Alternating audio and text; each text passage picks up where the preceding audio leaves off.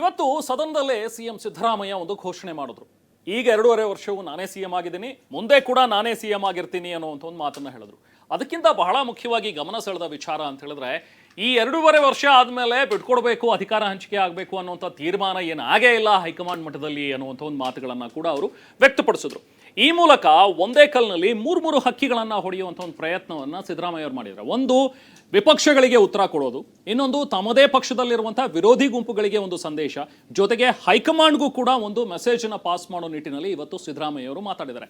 ಅದರಲ್ಲೂ ಬಹಳ ಗಮನಿಸಬೇಕಾಗಿರುವಂತಹ ವಿಚಾರ ಅಂದ್ರೆ, ಸದನದಲ್ಲಿ ಹೇಳಿದರೆ ಆನ್ ರೆಕಾರ್ಡ್ ಈ ವಿಚಾರ ಹೋಗಬೇಕು ಅನ್ನುವಂಥದ್ದು ಸಿದ್ದರಾಮಯ್ಯ ಅವರ ಉದ್ದೇಶ ಅನ್ನೋ ರೀತಿಯಲ್ಲಿ ಕಾಣಿಸ್ತು. ಈ ಬಗ್ಗೆ ಒಂದು ರಿಪೋರ್ಟ್ ಇದೆ, ಬನ್ನಿ ನೋಡೋಣ.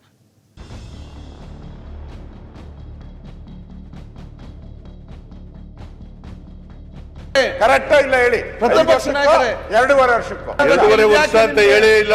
2.5 ವರ್ಷ ಅಂತ ಇಲ್ಲ, ತೀರ್ಮಾನ ಆಗಿಲ್ಲ.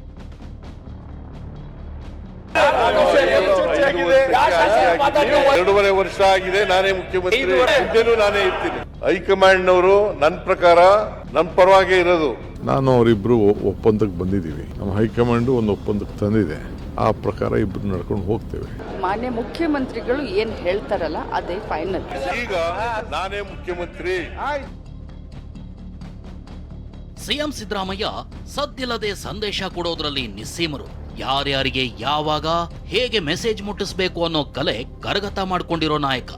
ನಾಯಕತ್ವ ಬದಲಾವಣೆ ವಿಚಾರದಲ್ಲೂ ಸಿಎಂ ಸಿದ್ದರಾಮಯ್ಯ ಜಾಣ್ಮೆಯಿಂದ ದಿಲ್ಲಿಗೆ ಸುದ್ದಿಯೊಂದನ್ನ ಮುಟ್ಟಿಸಿದ್ದಾರೆ.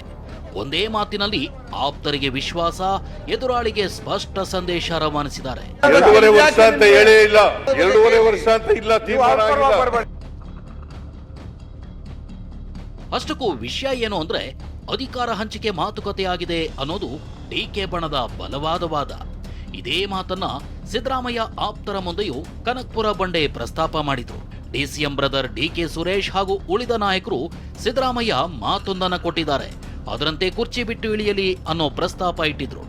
ಅವ್ರಿವ್ರು ಯಾಕೆ, ಖುದ್ದು ಡಿಕೆ ಅವರೇ world power is world power ಅನ್ನೋ ಮೂಲಕ ಮಾರ್ಮಿಕ ಗುಟ್ಟೊಂದರ ಎಳೆ ಬಿಟ್ಕೊಟ್ಟಿದ್ರು. ಆದ್ರೆ ಸಿಎಂ ಸಿದ್ದರಾಮಯ್ಯ ದಾಖಲೆ ಸೇರುವಂತೆ ವಿಧಾನಸಭೆಯ ಸದನದೊಳಗೆ ನಿಂತು ಒಂದೇ ಕಲ್ನಲ್ಲಿ 3 ಹಕ್ಕಿ ಹೊಡೆದಿದ್ದಾರೆ. ಹಾಗಿದ್ರೆ ಸಿಎಂ ಹೇಳಿದ್ದೇನು ಕೇಳಿ. ಕರೆಕ್ಟ್ ಇಲ್ಲ ಹೇಳಿ. ಪ್ರತಿಪಕ್ಷ ನಾಯಕರೇ 2.5 ವರ್ಷಕ್ಕೂ ಪ್ರತಿಪಕ್ಷ ನೀವು ಉತ್ತರ ಕರ್ನಾಟಕ 2.5 ವರ್ಷ ಅಂತ ಹೇಳೇ ಇಲ್ಲ. 2.5 ವರ್ಷ ಅಂತ ಹೇಳೇ ಇಲ್ಲ. ನಿಮ್ಗೆ ಯಾಕೆ 2.5 ವರ್ಷ ಅಂತ ಹೇಳಿಲ್ಲ. ನಾನು ಹೇಳಿದ್ದು ಸ್ವಲ್ಪ ಸಮಾಧಾನ. 2.5 ವರ್ಷ ಅಂತ ಇಲ್ಲ, ತೀರ್ಮಾನ ಆಗಿಲ್ಲ. 2.5 ವರ್ಷ ಅಂತ ಇಲ್ಲ, ತೀರ್ಮಾನ ಆಗಿಲ್ಲ.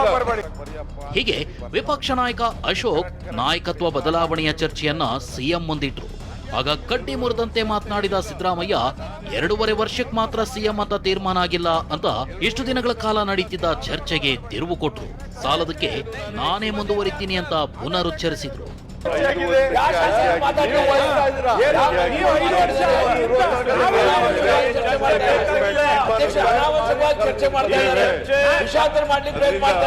ಈಗ ನಾನೇ ಮುಖ್ಯಮಂತ್ರಿ. ಅಧ್ಯಕ್ಷರೇ 2.5 ವರ್ಷ ಆಗಿದೆ, ನಾನೇ ಮುಖ್ಯಮಂತ್ರಿ, ಮುಂದೆನೂ ನಾನೇ ಇರ್ತೀನಿ. ಸಿಎಂ ಸಿದ್ದರಾಮಯ್ಯ ಇಷ್ಟು ದಿನ ಇಲ್ಲದ್ದು ಈಗಲೇ 2.5 ವರ್ಷದ ಪ್ರಸ್ತಾಪ ಮಾಡೋದಕ್ಕೂ ಕಾರಣ ಇದೆ. ಏನದು ಅನ್ನೋ ಇನ್ಸೈಡ್ ಮಾಹಿತಿಯನ್ನ ತೋರಿಸ್ತೀವಿ ನೋಡಿ. ಡಿಸಿಎಂ ಡಿಕೆ ಬಣ ಕೊಟ್ಟ ಮಾತಿನ ಪ್ರಸ್ತಾಪ ಮಾಡಿತ್ತು. 4 ಗೋಡೆಗಳ ನಡುವೆ ಚರ್ಚೆಯಾಗಿದೆ. ಖರ್ಗೆ ಉಪಸ್ಥಿತಿಯಲ್ಲಿ ಡಿಕೆ ಸುರೇಶ್ ಸಾಕ್ಷಿ ಇದ್ರು ಅಂದಿತ್ತು. ಈ ವಿಚಾರ ಸಿದ್ದರಾಮಯ್ಯ ಆಪ್ತ ಬಣದಲ್ಲಿ ಚರ್ಚೆಗೆ ಬಂದಿತ್ತು. ಆದ್ರೆ ಸಿಎಂ ಮಾತ್ರ ಹೈಕಮಾಂಡ್ ತೀರ್ಮಾನ ಅಂತ ಜಾರಿಕೊಂಡಿದ್ರು. ಹೀಗಾಗಿ ಸಹಜವಾಗಿ ಸಿಎಂ ಆಪ್ತರಲ್ಲಿ ಇದು ಗೊಂದಲ ಮೂಡಿಸಿತ್ತು. ನಾಯಕರು ಒಪ್ಪಂದ ಆಗಿಲ್ಲ ಅಂದ್ರೆ ಹೈಕಮಾಂಡ್ ನಿಂದ ಹೇಳಿಸಿ, ಇಲ್ಲ ನೀವೇ ಹೇಳಿ ಅಂದಿದ್ರು. ಆದ್ರೆ ಸಿಎಂ ಮಾತ್ರ ಈವರೆಗೂ ಬಾಯಿ ಬಿಟ್ಟಿರ್ಲಿಲ್ಲ. ಈಗ ದಾಖಲೆ ಸೇರುವಂತೆ ತಮ್ಮ ಹೇಳಿಕೆಗೆ ವಿಧಾನಸಭೆ ಕಲಾಪವನ್ನ ಆಯ್ಕೆ ಮಾಡಿಕೊಂಡಿದ್ರು. ಆಪ್ತ ಬಣಕ್ಕೆ ವಿಶ್ವಾಸ, ಎದುರಾಳಿ ಹಾಗೂ ಹೈಕಮಾಂಡ್ಗೆ ಸಂದೇಶ ಕೊಡೋ ಕೆಲಸ ಮಾಡಿದ್ರು.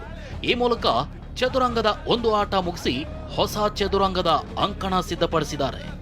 ನಾವು ಹೈಕಮಾಂಡ್ ಪಾರ್ಟಿ ಹೇಳಿ, ನಾನು 5 ವರ್ಷ ತುಂಬಿಸಿದ್ದೀನಿ, ಮತ್ತೆ 2ನೇ ಸಾರಿ ಮುಖ್ಯಮಂತ್ರಿ ಆಗಿದ್ದೀನಿ. ಈಗ ನಾನೇ ಮುಖ್ಯಮಂತ್ರಿ. ಕೇಳಪ್ಪ, ಹೈಕಮಾಂಡ್ನವರು ನನ್ನ ಪ್ರಕಾರ ನನ್ನ ಪರವಾಗಿ ಇರೋದು. ಪಕ್ಷ ನಿರ್ಧಾರ ಮಾಡಿರೋ ಪ್ರಕಾರ ಅವರಿದ್ದಾರೆ. ನಾನು ಅವರಿಬ್ರು ಒಪ್ಪಂದಕ್ಕೆ ಬಂದಿದ್ದೀವಿ. ನಮ್ಮ ಹೈಕಮಾಂಡ್ ಒಂದು ಒಪ್ಪಂದಕ್ಕೆ ತಂದಿದೆ. ಆ ಪ್ರಕಾರ ಇಬ್ರು ಮಾತಾಡಿದ್ದೇವೆ, ಇಬ್ರು ಅನೇಕ ಬಾರಿ ಹೇಳಿದ್ದೇವೆ. ಆ ಪ್ರಕಾರ ಇಬ್ರು ನಡ್ಕೊಂಡು ಹೋಗ್ತೇವೆ. ಅವರು ದೊಡ್ಡವರು ಇದ್ದಾರೆ, ಅವ್ರು ಹೇಳಿದ್ರು ಅಂದೇಳಿ ಅಲ್ಲ ಅಂದೇಳಿ ಹೇಳಲಿಕ್ಕೆ ನಾವು ಯಾರು, ಹೌದು ಅಂದೇಳಿ ಹೇಳಲಿಕ್ಕೆ ನಾವು ಯಾರು? ನಮಗೆ ಹೈಕಮಾಂಡ್ ಇದ್ದಾರೆ, ಹೈಕಮಾಂಡ್ ಏನು ಹೇಳ್ತಾರೆ. 2.5 ವರ್ಷ ಯಾವುದೇ ಕಮಿಟ್ಮೆಂಟ್ ಆಗಿದೆ, ಯಾವುದೇ ಚರ್ಚೆನೇ ಆಗಿಲ್ಲ. ಚರ್ಚೆ ಆಗಿದ್ದಿದ್ರೆ, ಮಾತು ಕೊಟ್ಟಿದ್ದಿದ್ರೆ ನಮ್ಮ ಮುಖ್ಯಮಂತ್ರಿಗಳು ಮಾತನ್ನ ಯಾವತ್ತೂ ತಪ್ಪೋದಿಲ್ಲ. ಮಾನ್ಯ ಮುಖ್ಯಮಂತ್ರಿಗಳು ಏನು ಹೇಳ್ತಾರಲ್ಲ ಅದೇ ಫೈನಲ್. ನಾವು ಪಕ್ಷದ ಶಿಸ್ತಿನ ಸಿಪಾಯಿಗಳು, ಏನೇ ಇದ್ರೂ ಕೂಡ ಹೈಕಮಾಂಡ್ ಕಡೆ ನಾವು ಬಟ್ಟನ್ನ ಮಾಡ್ತೀವಿ. ನಮಗೆ ಇಬ್ಬರು ನಾಯಕರ ಅವಶ್ಯಕತೆ ಇದೆ. ಒಬ್ಬರು ಮಾಸ್ ಲೀಡರು, ಇನ್ನೊಬ್ಬರು ಸಂಘಟನಾ ಚತುರರು.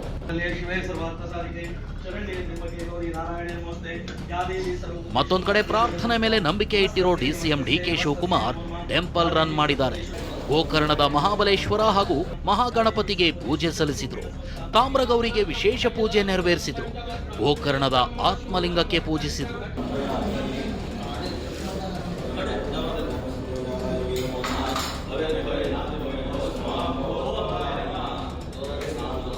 ಡಿಕೆ ಪೂಜೆ ಇಷ್ಟಕ್ಕೆ ನಿಂತಿಲ್ಲ.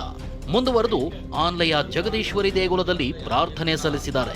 ತಾಯಿ ಜಗದೀಶ್ವರಿ ಮುಂದೆ ಮಾಡಿರೋ ಪ್ರಾರ್ಥನೆ ಏನು ಅನ್ನೋದು ಭಕ್ತ ಭಗವಂತನಿಗೆ ಬಿಟ್ಟ ವಿಚಾರ. ದೇವರಿಗೆ ಹೇಳಿದೆ ಅಂತ ಹೇಳಿ ಇಷ್ಟು ನಂಬಿಕೆ ಬಂದಿದ್ದೀರಾ ನೀವು, ಇಷ್ಟು ಅವರೇ ಪ್ರಾರ್ಥನೆ ಮಾಡ್ಕೊಂಡಿದ್ರು, ಇಷ್ಟಿದ್ದೆ ನಿಮಗೆ ದೇವರೇ ಮಾತಾಡಿದ್ದೆ, ನೀವೇ ಘೋಷಣೆ ಮಾಡಿ ಅಂದೆ. ಇಲ್ಲ ಸದ್ಯ ಬೇಡ ಅಂದರು.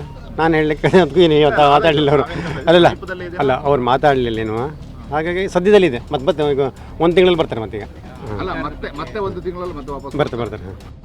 ಪಟ್ಟದಾಟದ ಚರ್ಚೆಗೆ ಈಗಷ್ಟೇ ಹೊಸ ತಿರುವು ಸಿಕ್ಕಿದೆ. 2.5 ವರ್ಷದ ಮಾತುಕತೆನೇ ಆಗಿಲ್ಲ ಅನ್ನೋ ಮೂಲಕ ಸಿದ್ದರಾಮಯ್ಯ ಹೊಸ ಆಟಕ್ಕೆ ಮುನ್ನುಡಿ ಬರೆದಿದ್ದಾರೆ.